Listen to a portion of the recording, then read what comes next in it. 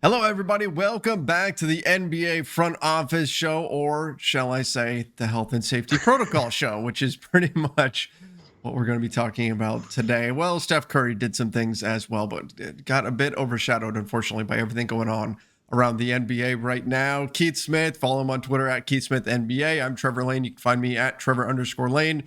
Keith, rough times right now. It feels like every couple of minutes we're getting new reports of another player that's going to be out for a little bit due to health and safety protocols. Yeah, we said this is going to be a relatively short show, and I expect to get at least one during the portion of time that we record this, if not more. This show I feel like is turning into who's out today for health and safety protocols. And if our YouTube commenters can be believed, the other portion of the show will be Keith craps on the Lakers because that's apparently what I do. So, but yeah, no, it's man, it sucks. Yeah, we were talking before we started, and we think we're at about 37-ish guys or so now, and that's. As you were saying, we're getting real close to about 10% of the league, which is not good. So at this point, with that many players being out, and if it was like 10% of the league on average, that would mean 1 to 2 players per team, and that in itself on the surface wouldn't be. I mean, you could play through that. Certainly, every team missing 1 or 2 players, you can play through that. Thing is, it's not really spread out that way. That's an average. You're seeing some teams get hit harder than others. Certainly, the Brooklyn Nets right now. The Lakers have had a few guys pop up in the health and safety protocols. The Chicago Bulls obviously have had games postponed. So how does the NBA move forward from here? I know the situation changes day by day, but what's the plan? We've talked about in the past that shutting down is probably not the path they're going to head down here. But as this changes, who knows? Yeah, I don't know what the number needs to be to shut down. I mean, even if remember all the way back to the bubble, they said that there wasn't a number if the bubble had gotten kind of popped and they were trying to go. There wasn't going to be a number. It was just going to be more of how does it feel, what does it look like, and all those things. So that is I just saw a tweet come in and I was like, there it is, but it is not. I figured there it is, new player, but it wasn't. So I don't think a number is where we're going towards. I think it's going to be case by case, team by team, however you want to think of it in those terms, because the Bulls situation, it got to the point where, it was probably time to say, hey, let's close up shop here for a couple days. Let's reset, see where things are at, and then get back at it in a couple days when you have a few more players healthy. Because what you don't want to have is complete competitive imbalance where it gets really silly of like pull up an entire G League squad or those kind of things. It's also not really feasible and possible. It's not how the NBA works. So that's a challenge. But I've been on the record. I've said this, as I know you've done radio appearances and like, and it's a popular conversation point right now of what's going on with COVID. And I've said, I don't think we're going to get a shutdown. I don't think we're going to get a shutdown in any of the major sports. I think they're all going to keep plowing forward. We may have some postponements and reschedules, but shutting down just doesn't seem to be in the cards. And I'm not saying should or shouldn't. I'm just saying I don't think that's going to happen. Yeah, I mean, I've seen people suggesting, "Oh, let's go back to a bubble." That's not the way we're headed. No way. We're not doing that. I'm seeing some people. Go ahead. It's not that bad. We don't need to go back to the bubble. No. Like that. Like we're nowhere near with the cases with the where we are as a country society right now. We don't. That would be an overreaction of incredible overreaction to things. So yeah, it's not going to happen. And obviously there's the new variant out and things like that, but I don't think it's time. It's obviously something to take seriously, but it's also not something to panic. There is some positive news out there about potentially this being a more mild variant. So perhaps that's the case. And that's, we've seen in professional sports so far, we've seen some players who've been hit hard, but for the most part, guys are feeling okay. Now, again, I think it's dangerous to just assume it's mild and everything is fine. I don't think we're at that point right now, but I'm saying it's not like the sky is falling at this moment and it's time to just close it all up. It's all over. It's done. I don't think that's the road that we're on right now, though things are changing very quickly. Yeah, we're in agreement on this. It's just got to take it serious. Mhm. All the best to the players who contracted. I said LaMarcus Aldridge was one of the guys who's now in the health and safety protocols. That's a little scary Sure. because of the heart issues he's had in the past. That becomes fairly worrisome. Now we know, obviously, because he plays for the Nets and he has played in Nets home games, that he's fully vaccinated. So that's a good thing there from that side, hopefully to keep him a little bit safer. But yeah, it's just you got to take it serious, get them the treatment that they need, whatever it is Mhm. that the players need to do, and then you take your 10 days out. Some of the guys are taking maybe closer to 14 with the reconditioning on the back end, because a lot of times these 10 days you're really not supposed to do any kind of cardio activity. You're supposed to really kind of shut it down Right.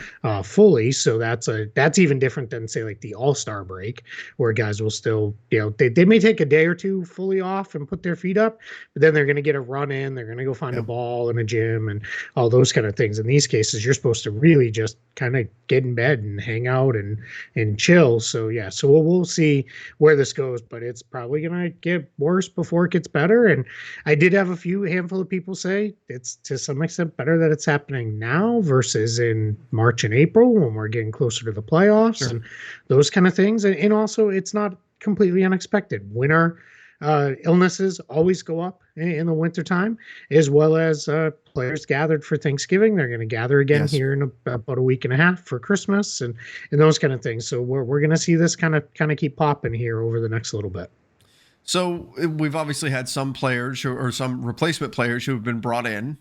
Langston Galloway being one. He was just in the G League showcase, and now here he is. Yep. So he's already got Well, an I didn't even make opportunity. it to the G League showcase because that's next week, but that's what he was hoping to get to. Okay, I meant Yeah. he Yep. was In the G League. put in for the G League Yep. showcase, Yep. and then here he is. He's already getting his Yep. opportunity. I know Isaiah Thomas. His name has been floating around out there as Mhm. somebody who actually he said just the other day that he was, if Rondo had not been bought out, he was going to be a Laker. Like that was what was going to Mhm. happen, and then Rondo got bought out, and that changed things for him.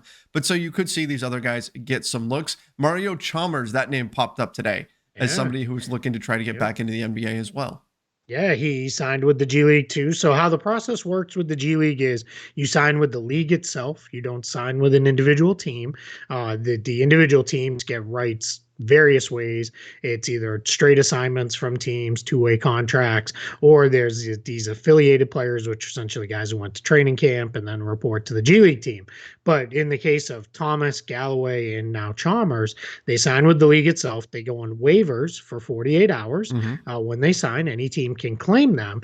Very rare that one of them gets claimed because usually, like was the case with Isaiah Thomas, he had an agreement to go play for Grand Rapids and play for Jason Terry. So yeah, generally what happens is these guys have some team has contacted them somewhere. Maybe there's a prior relationship, something like that. They feel comfortable going there, and then that's where they resurface is with that team. So Chalmers says he has a team that has already told him that they'll bring him in. Doesn't surprise me. So all the best to him. Worked for Langston Galloway. Now, in fairness, Langston Galloway was in the league last year. Chalmers True. has played in the NBA for 3 seasons now. He's played over in Italy, Greece, and then in Puerto Rico. So yeah, so we'll see if he can get back to the league. I kind of have my doubts, but you never know. Never know. Never say never. The article that came out today, Luka Doncic and Rick Carlisle, pretty interesting in-depth look from Tim McMahon over on ESPN about what broke down there and why things didn't work out. Rick Carlisle apparently he kind of butted heads with Luka. Luka wasn't a fan of the way Carlisle treated some people, and Carlisle admitted that he didn't treat people well in certain instances, apologized for that, and that sort of thing. But it's just interesting the way coaches and players, the relationship has certainly evolved over the years, but it felt like things were just kind of had come to a head there. And so now Rick Carlisle's departure from the Mavericks, deciding, hey, I'm going to take this opportunity now that I've got another job option over in Indiana, it makes a lot more sense because it did feel like one way or another, he was going to be gone in the near future. So it ended up being, I think, a smart move on Rick Carlisle's part to just say, you know what, I'm going to go out on my own terms and I've got another opportunity over in Indiana. So that's what I'm going to do. Yeah, and the reality is, what are you going to do? Pick the 60-something-year-old head coach over the 22-year-old superstar kid who's signed long-term? No, that was never going to go that way. Of course, Luka gets it. And that's not to say the players should have all the power or anything like that, but that's the era we're in right now. Players have, if not all the power, they have quite a bit of it. And, and that's it. It was interesting. I don't know if you saw Dennis Smith Jr. I saw chimed in that. on Twitter and was Yep. like, everything in this article, is true towards my experience. And he was a kind of a central character in there that Luka didn't like the way Rick Carlisle treated Dennis Smith Jr. There's a lot of things there. A lot of reasons why that whole situation didn't go well, it sounds like, between Smith and the Mavericks, and ultimately he was traded as part of the Kristaps Porzingis trade. But yeah, it's one of those things. I think as you really start looking at it with that situation, this is probably best for all parties involved, that they just kind of split up and went their separate ways. What's interesting is that in the article it mentions that Carlisle was pushing the Mavs to draft Donovan Mitchell over Dennis Smith Jr. And you got to think, oh my gosh, what would that have looked like? Right. And because he was right. I mean, that's the thing. Like, that doesn't mean he should treat Dennis Smith Jr. poorly or whatever. Obviously, sure. there were some issues there, right? I'm not saying that. But in terms of which ones that, like, there's no debate. He was right in terms of who was the better player. I can only imagine what the Mavs would look like right now had they done that. Yeah, I always wonder when those stories come out. There's every draft, every player. There's always somebody who wanted, the Sure. guy who went late in the first round or in the second round, right? There's been a million people like, man, I was really pushing for Nikola Jokic in our draft term, and it's like, were you? Because how hard were you pushing? I mean, we talked about Isaiah Thomas a couple minutes ago. I loved when there was all those stories of like, I was trying to get our team to draft him. He went 59th. How hard were you trying? Because like we draft guys all the time who should have been there. 59th, right? Or was he the 60th? I think he was 59th. I'd have to go back and look. I'm gonna look it up because I want to do my guy IT right. But go ahead, you can go on. I mean, it's the after the fact victory lap that you get where people say, oh yeah, that's the guy. I really wanted them. I was the 60th. It was 60th. Okay. Yeah. Who now? I got to know who went 59th. Let's see. Oh, San Antonio Spurs still have his draft rights. Adam Henga. Of course. The player. So these were the guys drafted right before. This is dumb, and we don't probably need to spend time on it, but I'm going to do it anyway. These are the guys, two Laker legends. Do you have any idea who they might be? Say it again. Who was? Two I was Laker just checking. legends. These were the 4 picks right before IT in the 2011 NBA draft. Oh my gosh. You're never gonna get them. I mean, I'm trying to rack my brain of guys who like just. I know Anthony Brown was taken earlier than that. Guys who eventually, I'm thinking guys who the Lakers didn't draft. These guys never played in the NBA. Chukwu Maduabum and Ater Majok. I was like, I know the names, but yes, they never wound up playing. And Tangwe and Gombo and Adam Henga. So the 4 players right before him never played. Star-studded group there. So yeah, star-studded something. I mean, I guess Yeah. So, all right. Well, there's today's trip down memory lane for us. Hey, yesterday or a couple of days ago during one of my live shows, I pulled off and I think we've talked about it before on here, the last time the Lakers and Celtics made a trade. I was able to pull out the players that were in that trade. So I felt pretty good about that one. Well done. Yeah, we did that on a show too. That's right. And we had talked about it, but I was still proud of myself for remembering since the last time we had talked about it. So that is awesome. To wrap things up, Steph Curry is now the 3-point king. That was pretty amazing. He was obviously fired up. I love just the outpouring of emotion that we saw from Curry after he hit that shot. That was great. Like, he didn't try to play it off like it didn't really mean much to him. He didn't do the cool guy thing. He was fired up. It was a big moment. So I certainly enjoyed that. And it happened early. I forget what we had said. Yeah. We had said it's going to happen in the first, I think we said 8 o'clock or whatever. Yeah. But it happened fast. It was pretty quick. Yeah. And it was great that the shot he hit it on was it was pure. And it was a cool moment to see.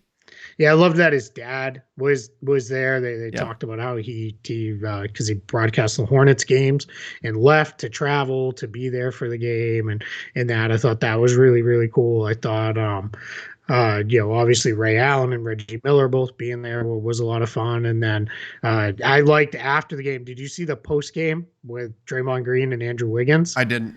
So they asked about the play where he made the shot, and Draymond Green's like, "Yeah, that's a pass Andrew Wiggins doesn't make. That's a play where he's going up with that shot, 99% of the time." And Wiggins then came on after, and they said Draymond said that's not a play where you usually pass, and he started cracking up laughing. He goes, "No, that's a play where I get a bucket." He goes, "When I saw Steph, I knew the moment I wanted to get him the shot." So clearly, a lot of fun, and it also shows those kind of things beyond being fun, just how much he means to that franchise and to his teammates there. So yeah, I just think it's really cool. I just think it's great. Yeah, definitely was a great moment. Guys, obviously a shorter show today. A lot of stuff that's been going on has been all the, the health and safety protocol things. So yeah, today, and we're not going to cover every single player that goes into these. It's just not something where, we don't need to bring everybody down. It's the holiday season. We don't need to do that. That's right. But today is also officially the day that most of the players signed last offseason are now trade eligible. It is not a trade deadline. Let me make sure that's clear. Not a trade deadline, everybody. It is a window opening for more players now to be able to be traded. So that doesn't mean you should expect a bunch of trades to happen right now. That's not usually the case. What we should expect to see from here up until the trade deadline now, which is coming up in February, is more trade chatter. So you can bet that we will be here for you, breaking all of that down, talking about what is feasible, what isn't, breaking down the cap math on it and all that sort of stuff. So just know we're going to hit a more heavy trade chatter period right now. Don't expect trades to happen just yet. Usually this is where the discussions start to get a bit more serious. So that's where we're at right now in the NBA news cycle. We are going to do a couple shows we've talked about probably over the next couple of weeks where we go to Twitter or YouTube comments or wherever for mailbag type Q&A type shows, because we have a lot of fun with those. But we also don't want to we're not going to react to every rumor that's out there. Joe, lots of numbers on Twitter is not probably a reliable newsbreaker. So just because his cousin's mailman's barber's best friend delivered a pizza to a player, he doesn't have a trade scoop. So let's avoid those kind of things. But we're gonna have a lot of fun over the next couple months leading up to the trade deadline with that. Do you know? I think I talked about this yesterday. The last December 15th trade was Terrence Williams from the New Jersey Nets to the Houston Rockets. That was the last one in 2010. Blockbuster. Do you remember, though, we almost got one a couple years ago. Do you remember what it was? We didn't get a trade that day, and it fell apart for very funny reasons.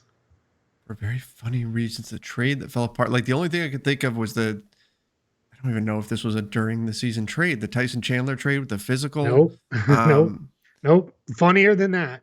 Way funnier than a physical. Oh gosh. I mean, I think that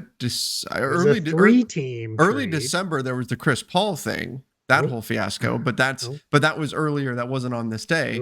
It was Phoenix, Memphis, and Washington. Oh, with the name problem. Which Brooks? Yes, Marshawn Brooks or Dylan Brooks trade with Kelly Oubre Jr. And it all fell apart.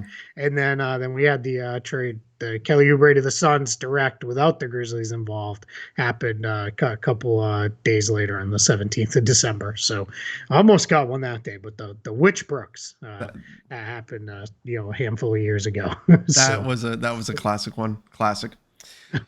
All right, everybody. Appreciate you joining us today. Make sure you do subscribe right here to the NBA Front Office YouTube channel. Don't forget to turn on those notifications as well. Till next time, see ya and stay safe.